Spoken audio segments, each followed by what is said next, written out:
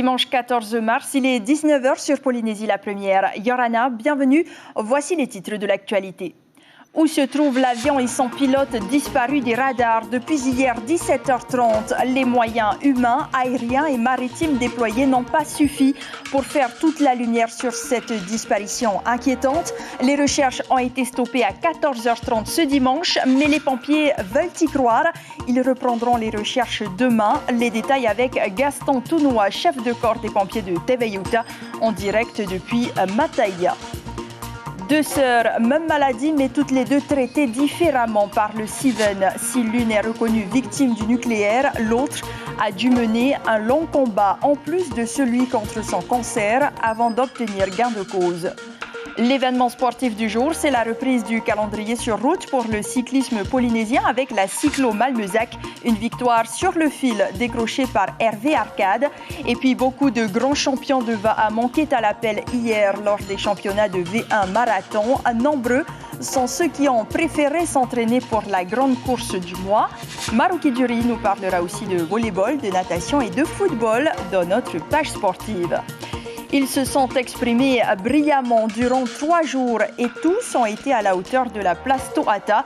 300 collégiens ont présenté des performances inspirant de la fierté au Heiva Taurea. Et enfin, notre Fénois d'avant du dimanche est consacré à un rapport confidentiel dans lequel les procédés utilisés pour l'explosion de 192 bombes nucléaires avaient été dévoilés en 1995. Totalement introuvable, le petit avion et son pilote Tamatoa, 17 ans, ont disparu purement et simplement. Faute d'éléments nouveaux, les recherches ont été stoppées à 14h30 ce dimanche par le Haut-Commissariat. Ni le Gardien, ni le Dauphin, ni les moyens nautiques de l'aéroport n'ont pu apporter la preuve que l'aéronef s'est abîmé en mer ou sur terre. Jeanne Piquet Powiravito Tapo, Jacques Damour et Hiro Terurutua. Oui, à chaque fois qu'il a son heure de vol, donc il vient soit il va faire des compétitions en rien, soit il vient sur Papara et puis il rentre sur Tamatoa.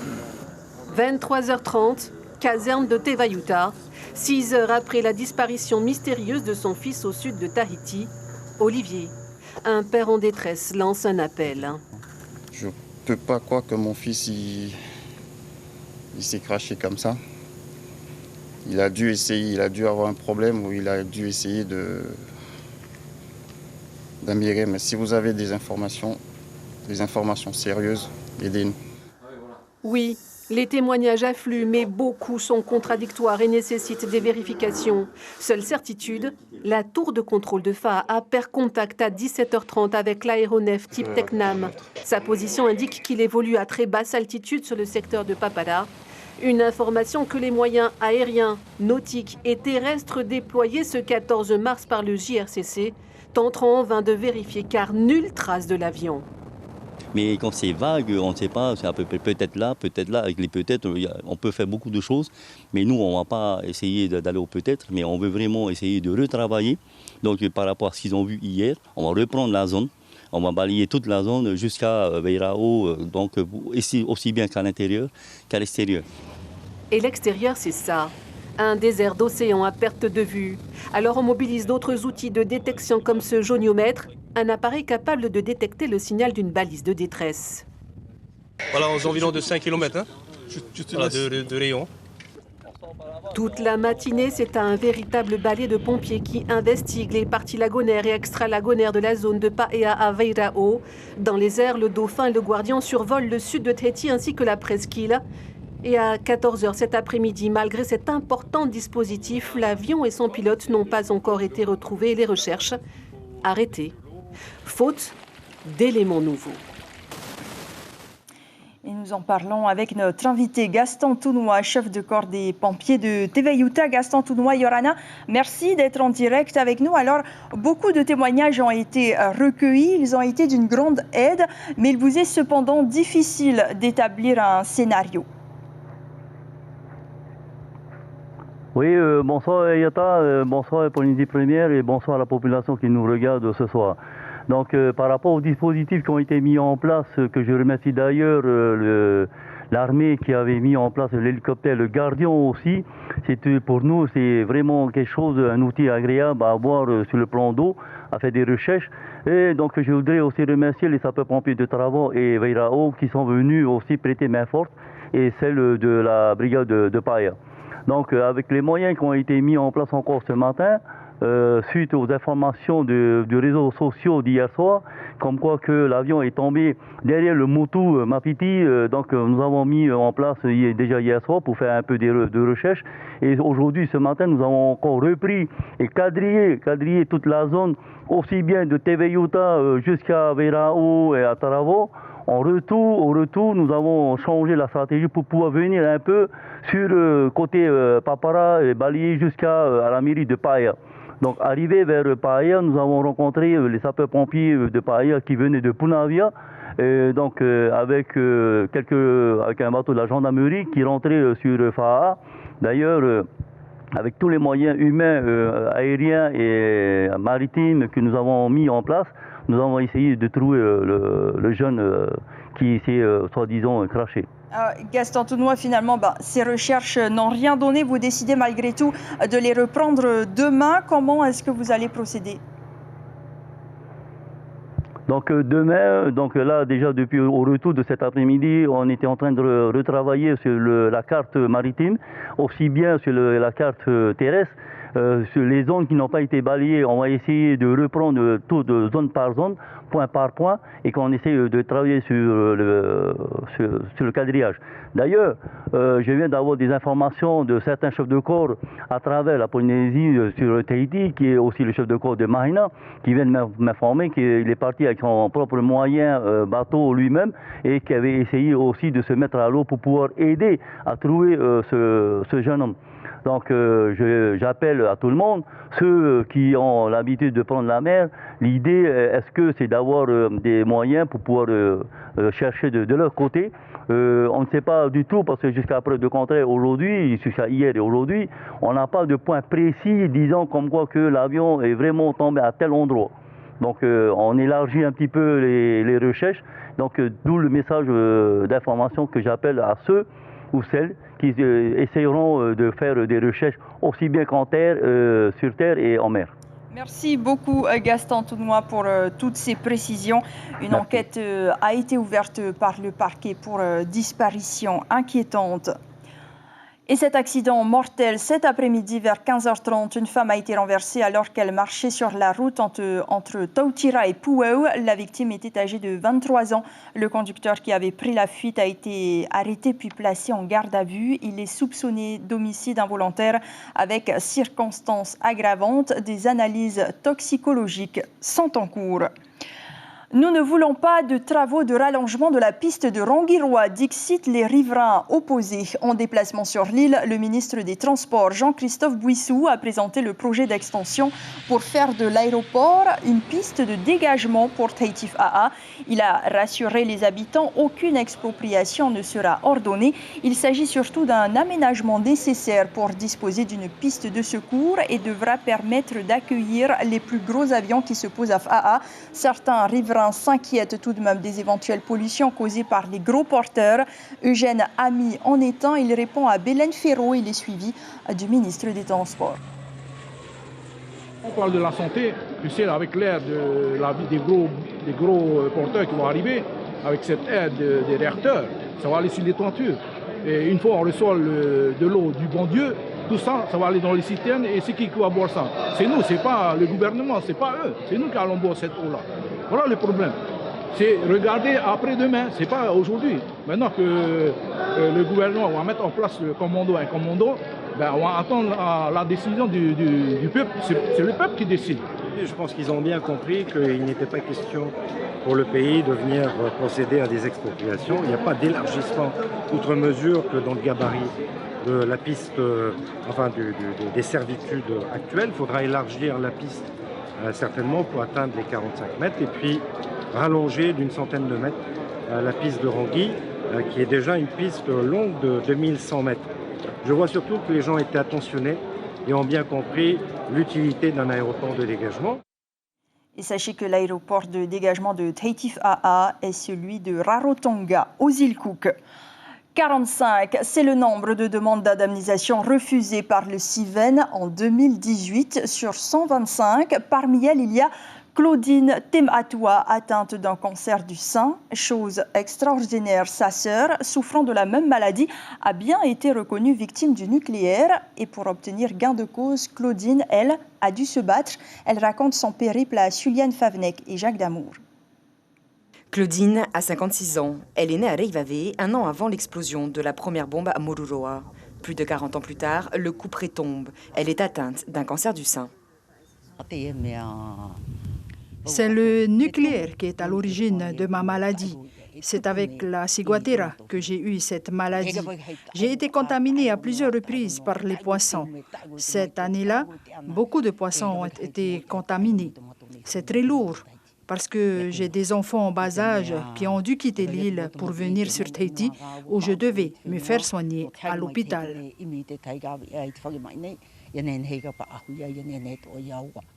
Le cancer a bouleversé la vie de Claudine, celle de sa sœur aussi qui a développé la même pathologie. Ensemble, elles ont fait appel à l'association 193 pour constituer un dossier d'indemnisation.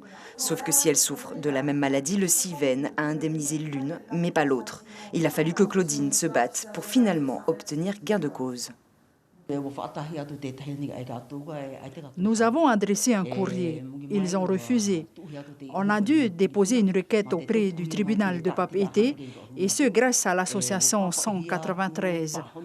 Il y a eu plusieurs échanges jusqu'au mois de septembre de l'année dernière. Et c'est seulement à ce moment-là que nous avons reçu une réponse positive que je peux bénéficier de cette indemnité. Selon l'association, ce dysfonctionnement se réduit à la règle d'un seuil d'un millisievert, un seuil mis en place avec l'amendement Tétouanoui en 2018. Il a fallu vraiment décliner et préciser qu'est-ce qu'une résidence. Parce que dans sa décision de rejet, la décision de rejet du CIVEN par rapport à Claudine, c'est vous avez résidé aux Australes en telle année. Vous concernant, vous avez reçu moins de 1 millisievert par rapport à toutes les autres victimes. Et j'en ai la chair de poule, c'est que de la même résidence, la même commune, pourquoi une telle c'est oui, pourquoi une telle c'est non. Officiellement, 14 retombées radioactives ont été enregistrées à Reivave, 368 sur les 5 archipels de la Polynésie entre 66 et 74. Quid des essais souterrains? C'est le prochain combat de l'association. Et mardi, justement, le tribunal administratif devra se pencher sur 3 dossiers concernant des demandes de victimes nées entre 1980 et 1992, c'est-à-dire lors des essais souterrains. Place tout de suite à l'actualité sportive du week-end.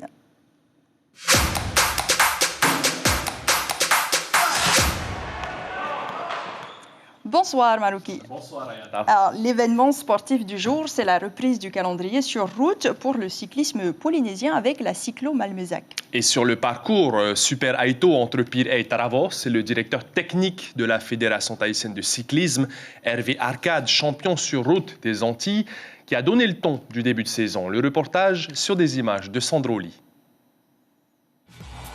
Après un premier départ fictif en sortant du vélodrome de Fataua, les choses sérieuses commencent vers Mahina pour les coureurs du parcours de 90 km. Dès le premier quart de course, 6 prétendants s'illustrent entre Pire et Faratea. On retrouve Hayar Imanuthei, Kahirian Deler ou encore Teva Poulain. Le groupe de tête se met d'accord pour se relayer tandis que le peloton est déjà distancé. Au Tahara, alors que la victoire se joue entre les 6, Teva Poulain lance une attaque mais il se fait vite rattraper et la victoire finale se jouera entre Hayar Imanuthei et Hervé Arcade. Déjà, il fallait basculer le Tahara avec les costauds. Les copains derrière, ils ont lâché et du coup on est partis ensemble. À 1 km de l'arrivée, je pensais avoir encore les jambes pour le sprint. Mais après, arrivé dans le vélodrome, Arcade me déboîte aux 100 mètres. Et je ne pouvais plus aussi, j'avais des crampes sur la fin. Le sprint final de cette édition 2021 est un véritable régal. Et c'est l'expérience du champion antillais qui fait la différence. On a collaboré jusqu'à la fin. C'est au Tahara que ça a commencé à s'écrémer. Et c'est vrai que dans le final, dans les 5 derniers kilomètres, il a fallu jouer un petit peu tactique. Donc j'ai réussi à ressortir, à revenir sur Teva. Et le deuxième est revenu aussi. Et puis du coup, on a collaboré jusqu'à la fin. Puis ça s'est joué au sprint. Mais Pas de grand-chose. Pas de grand-chose, mais une victoire pleine de symboles pour un directeur technique qui a voulu avant tout montrer l'exemple à bientôt 43 ans. Et au niveau du chrono, les deux vainqueurs, les deux premiers en tout cas, ont fini en plus de 2h14. Dans le reste de l'actualité sportive, du volleyball féminin, Pire se maintient au top, du football masculin, une défaite amère de Manouura, et enfin de la natation avec un focus sur les tout petits. Les images et interviews de nos brèves sportives sont signées Sandro Ly.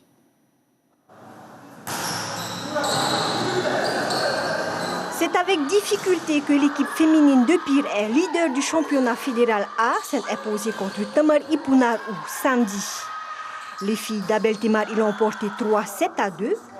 Le rythme des championnats des îles et des districts est désormais bien lancé, aussi bien chez les hommes que chez les femmes.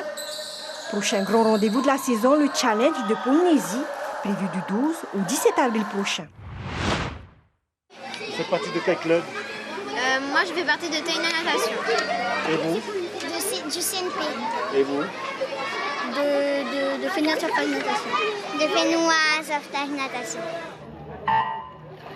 7 clubs pour plus d'une centaine de jeunes nageurs ont répondu présents à la deuxième des 5 journées dédiées au challenge à venir. L'objectif principal de cet événement est de donner le goût de la compétition aux enfants âgés de 8 à 11 ans sans leur mettre la pression. Nous, ce qui est important pour ce type de challenge, c'est effectivement de créer le vivier. Hein, ces avenirs, c'est vraiment le mot avenir, c'est l'avenir de la natation. Donc je remercie encore les clubs qui font un travail de fond et qui permettent à ces petits de performer et de devenir l'élite de demain. Ce but sera le seul inscrit par Manouura qui a subi hier soir la loi de l'AS Vénus. À domicile, les Mauves ont perdu 6-1 et stagnent toujours au milieu de classement de la Ligue 1 Vini. Autre revers notable, ce week-end, le champion en titre Pire qui a perdu face à Pouéou, surprenant 3e. Ce qui est sûr, c'est qu'avec le huis clos dans les stades, les buts font moins de bruit qu'avant.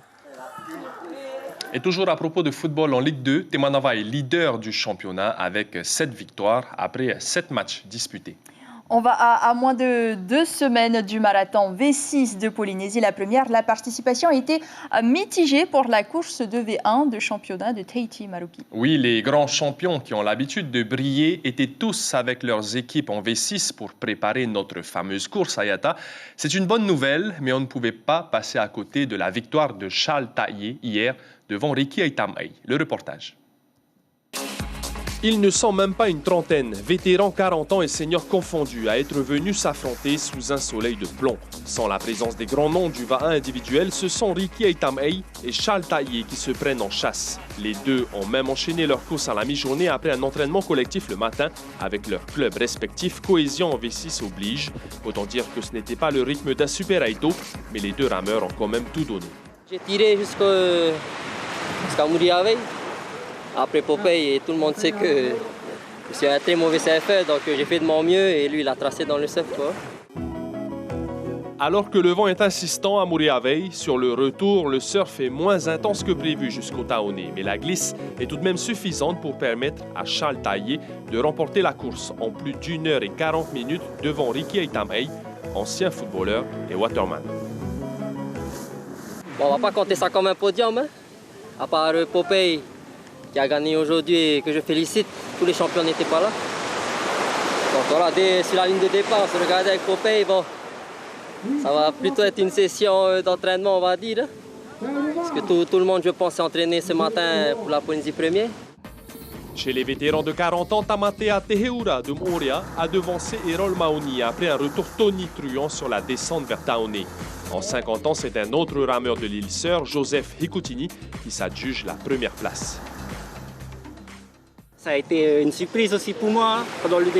Dès que j'ai pris le départ, j'étais déjà en tête avec Erol. Et voilà, on a géré jusqu'au demi-tour. C'est un peu capouillé au demi-tour, vu qu'on nous a dit qu'il fallait continuer au Muriavei et du coup, on a tourné au Toahiro.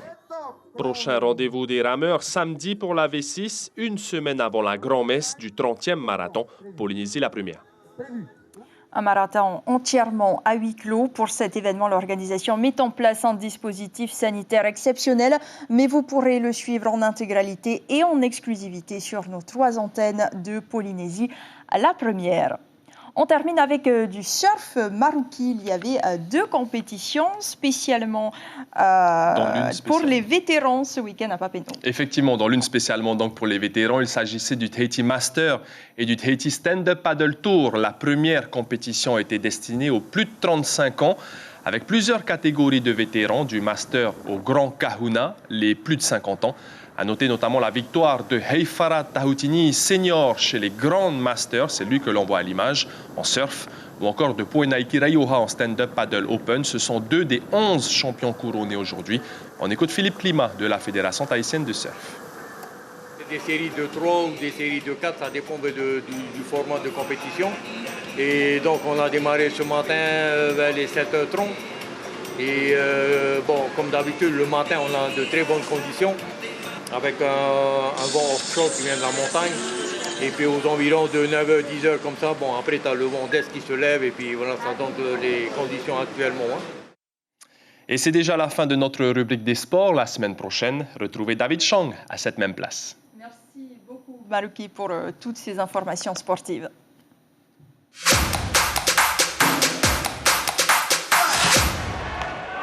Neuf collèges, soit plus de 300 élèves, ont crié leur joie, revendiqué leur langue, dansé leurs histoires et leur culture. Le temps de 3 soirées, le Heiva Tauria leur a permis de se sentir vivants. Ils ont tout donné, même sans applaudissements. La 4e édition s'est terminée hier soir, une manifestation exceptionnelle où les performances artistiques et l'accompagnement pédagogique ont ému un jury averti. Mélissa Chang, Patrick Ting-Ting. Fa'arapu, Toere ou encore Orero, c'est sur ces rythmiques que la place Toata a réouvert ses portes au public pour un événement majeur, la 4e édition du Heiva Taurea, un Heiva porté par les élèves de 9 collèges de Polynésie, où l'aspect artistique et technique ont été soigneusement notés par un jury de spécialistes et d'enseignants. Grand encouragement à tous ces enfants parce que c'est un petit peu nos futurs chorégraphes, nos futurs chefs de groupe, chefs d'orchestre également. Je trouve quand même que les enfants d'année en année s'améliorent. Les élèves ont travaillé pendant 1 an sur plusieurs chorégraphies, portées par des thèmes qui ont profondément marqué l'histoire polynésienne. Ce concours est une expérience pédagogique qui ne les laisse pas indifférents. Je suis très compétitive, donc j'aime bien ça. Ça fait de l'action, c'est assez top. Oui. Et de le faire en groupe, c'est encore mieux. Ça fait de la cohésion avec les collègues aussi. Oui. Au début, ça allait. Après, vers la fin, il commençait à avoir un peu... Ça ne suivait pas un peu. Du coup, après, on a rattrapé et après, ça allait. Il ne faut jamais se reposer quand on veut réussir quelque chose. La danse et la musique sont des matières importantes pour ces élèves puisque ces cours ont été aménagés dans leurs agendas. Et le résultat est là, le taux de réussite au DMB est en hausse et l'implication des jeunes est totale. Je pense que le Heiva Taurea est un projet enrichissant pour les élèves sur plein de points. Parce qu'il y a évidemment la dimension pédagogique du projet, celle qui est travaillée dans les domaines disciplinaires en classe. Et il y a aussi la préparation d'un spectacle qui est la grande finalité. Entre les deux, il y a une audition qui ressemble un petit peu à l'épreuve orale du DNB et qui permet aux élèves de préparer une présentation sur l'ensemble du travail réalisé. Pour l'heure, le collège vainqueur du Heiva Taurea n'est pas encore connu, mais les performances artistiques de tous les élèves inspirent de la fierté. Et la remise des prix du Heiva Taurea se fera à la Maison de la Culture demain soir à partir de 18h30.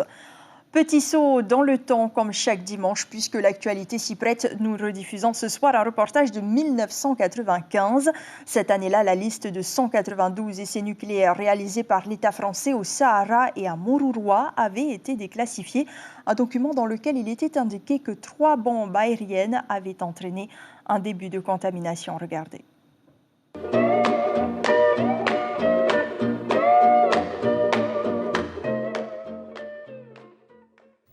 Un document autrefois classé secret défense, la liste des 192 essais nucléaires français. La date, le lieu et la méthode utilisée pour chacun de ces tirs sont désormais rendus publics.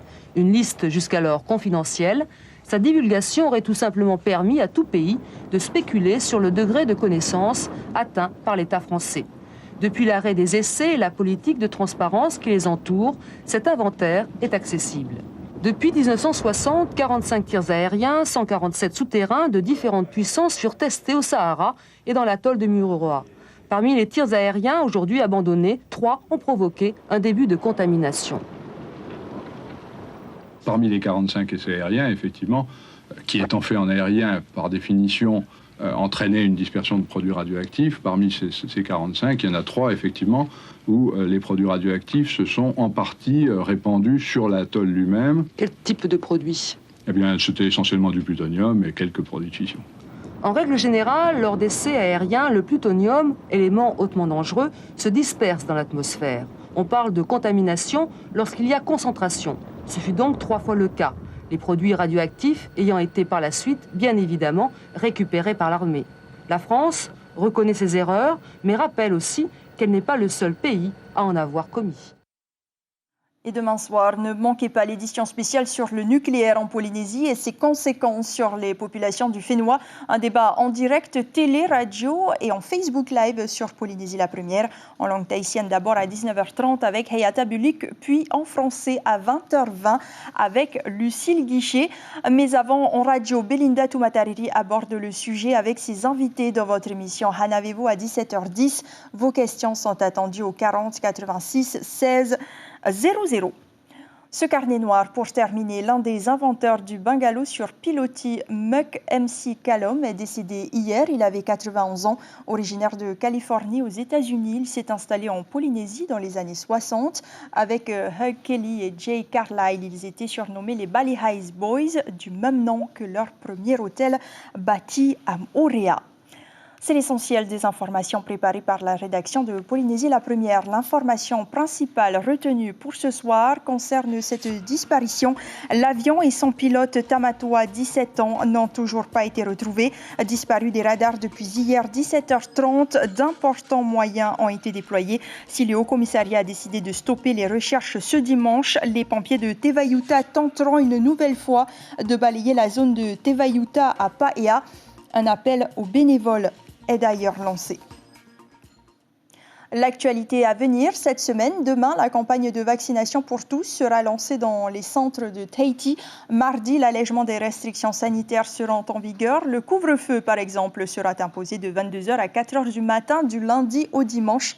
Et enfin, samedi, Tahiti Tourisme organise la première édition du Terenatua en catamaran, une escapade inédite au large de Tahiti, direction le Motu Pu'uru à Mataya. Et demain matin, il sera question du plan de relance 2021-2023 présenté par le gouvernement mercredi dernier. Le ministre des Finances, Yvonique Raffin, est l'invité café de la matinale radio. C'est à 7h10. Et puis, restez sur Polynésie la première. Nous vous proposons ce soir un film américain de science-fiction, Terminator 3, le soulèvement des machines. Et à 21h20, 2 épisodes de votre série Blacklist. À la une de la presse écrite, ce lundi 15 mars, La Dépêche, un jeune pilote et son avion ont disparu. Tahiti Info s'intéresse à l'affaire de la CEP qui passera en correctionnel. Merci pour votre fidélité à cette même place demain soir. Chiquita Darouzès, c'était au Fatupua avec. J'aurai le plaisir de vous retrouver vendredi prochain. Prenez soin de vous et très belle semaine. On se quitte sur ces belles images du Heiva Taurea qui s'est terminé hier soir.